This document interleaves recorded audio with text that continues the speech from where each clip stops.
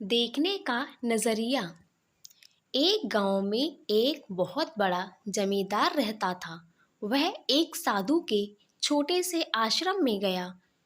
उस जमींदार ने साधु के बारे में बहुत सुना था, तो उसके मन में आया कि मैं एक बार जा करके देखता हूँ कि लोग उसकी इतनी तारीफ क्यों करते हैं। जब वह उस आश्रम में गया तो वहाँ पर एक छोटा सा कमरा था। वहाँ पर कुछ लोग नीचे बैठे हुए थे और साधु जी सामने बैठे हुए थे। उनके बीच आपस में कुछ बातचीत चल रही थी। वह जमींदार उस आश्रम में आया और उस जमींदार के साथ 4 आदमी भी थे जिनको उसने अपनी सुरक्षा के लिए था। जमींदार की यह आदत थी कि जहाँ पर भी वह जाता था तो लोग उसको सम्मान देने के लिए अपनी जगह से खड़े हो जाते थे और उसकी तरफ देखते थे, हाथ जोड़ते थे और सर झुकाते थे। लेकिन यहाँ पर ऐसा कुछ भी नहीं हुआ। साधु व्यस्त होने के कारण उसकी तरफ देखा तक नहीं। तभी जमींदार को लगा कि यह मेरा अपमान है और यह इस बात से गुस्सा हो गया। जमींदार ने थोड़ा गुस्से से साधु की बात को बीच में काटते हुए कहा कि मैं आपसे कुछ कहना चाहता हूँ। साधु ने उसकी तरफ देखा और बोला, आप थोड़ी देर रुकिए, पहले मैं इनके सवाल का जवाब दे दूं, इसके बाद मैं आपसे बात करता हूँ। तब तक आप अगर चाहें तो आप बैठ सकते हैं। बस साधु का इतना कहने की देरी थी कि जमींदार का चेहरा गुस्से से लाल हो गया और फिर उसने अपना सारा गुस्सा उस साधु पर निकाल दिया।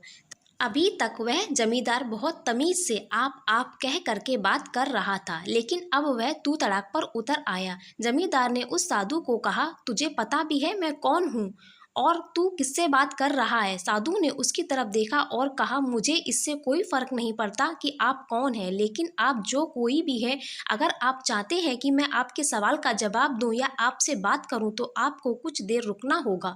और साधु की यह कहते है जमींदार गुस्से से पागल हो गया और वहीं सबके सामने गुस्से से चिल्लाने लगा, अब मैं तुझे तेरी असली औकात दिखाऊंगा। तूने मेरे साथ ठीक नहीं किया।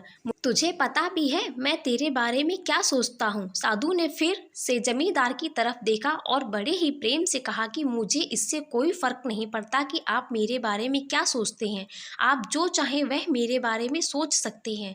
फिर जमींदार ने उससे कहा कि तू चाहे सुनना चाहता है या नहीं, लेकिन मैं तुझे यही सबके सामने बताऊंगा कि मैं तेरे बारे में क्या सोचता हूँ। तू कोई साधु नहीं है, तू एक बहुत ही घटिया इंसान है, तू एक ढोंगी है, पाखंडी है और यहाँ पर जितने भी लोग बैठे हैं उन सबको बेवकूफ़ बना रहा है। तेरा बस एक ही मकसद है, इन लोगों की जेब में जितना भी पैसा है वह सब तेरे पास आ जाए। तू अपने फ़ायदे के लिए इन लोगों का इस्तेमाल कर रहा है और अब मैं तुझे नहीं छोड़ने वाला हूँ। पूरी दुनिया के सामने तेरा पर्दाफाश करके रहूंगा। लेकिन उसके इतना बोलने के बाद भी हल्की सी मुस्कान उस साधु के चेहरे पर बनी ही रही। यह देखकर वह जमींदार और भी तिलमिला गया और उसने कहा, अब बहुत हो गया, अब मैं यहाँ 1 मिनट भी नहीं रुकने वाला। लेकिन अभी भी तेरे पास मौका है, अगर तुझ से माफ़ी मांगनी है या मुझसे कुछ कहना है तो कह सकते हो। इतना सब होने के बाद भी साधु के चेहरे पर एक मुस्कान थी और वह बिल्कुल शांत था। और फिर उन्होंने अपनी आंखें बंद करी और फिर साधु ने अपनी आंखें खोली, हाथ जोड़े और कहा कि मुझे आपसे कोई गिला शिकवा नहीं है। आपके लिए मेरे मन में कोई भी गलत ख्याल नहीं है। जो भी मेरे बारे में आपने कहा वह आपकी अपनी सोच थी। मुझे आप में कोई भी बुराई नज़र नहीं आती। मुझे आप बहुत ही भले इंसान लग रहे हैं। और साधु के इतना कहते ही जमींदार का दिमाग 7वें आसमान पर पहुंच गया। उसके चेहरे पर एक अजीब सी खुशी थी, क्योंकि उस साधु ने वही कहा जो बाकी सब लोग उस जमींदार को कहते हैं।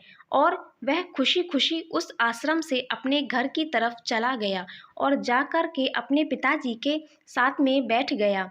उसके पिताजी ध्यान में थे। उन्होंने पूरी जिंदगी सिर्फ लोगों की सेवा करी और बदले में कुछ भी उम्मीद नहीं किया। तो थोड़ी देर बाद जब उन्होंने अपनी आंखें खोली और देखा कि अपने बेटे को अपने साथ बैठे हुए, तो उनके बेटे के चेहरे पर आज एक अजीब सी खुशी थी जो आज से पहले उन्होंने कभी नहीं देखी थी। फिर उसने एक एक करके सब कुछ बताया कि आज क्या हुआ, किस तरह से वह आश्रम गया और वहाँ पर क्या हुआ। उसने कहा और साधु जी ने क्या कहा। जब उसके पिताजी ने पूरी बात सुनी तो थोड़ा सा मुस्कुराए और अपने बेटे को देख कर के बोले कि उन्होंने तुम्हारी तारीफ नहीं करी। जो इंसान जैसा होता है वह दूसरों के बारे में वैसा ही भावना रखता है, क्योंकि उन्होंने वह नहीं कहा कि जो तुम हो, उन्होंने वह कहा कि जो वह खुद हैं, और तुमने जो भी कुछ उनको कहा वो हैं, बल्कि तुमने वह कहा जो तुम हो। यही बात वेदों में भी कही गई है, यथा दृष्टि तथा सृष्टि। यह दुनिया तुम्हें वैसे नहीं देखती जैसी यह दुनिया है, यह दुनिया वैसी दिखती है तुम्हें जैसे तुम खुद हो। जिसकी नज़र जैसी है उसके लिए यह दुनिया वैसी ही है।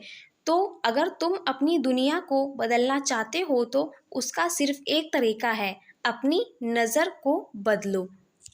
ऐसी ही मोटिवेशनल स्टोरीज़ को सुनने के लिए चैनल को सब्सक्राइब ज़रूर कर लेना। Thank you.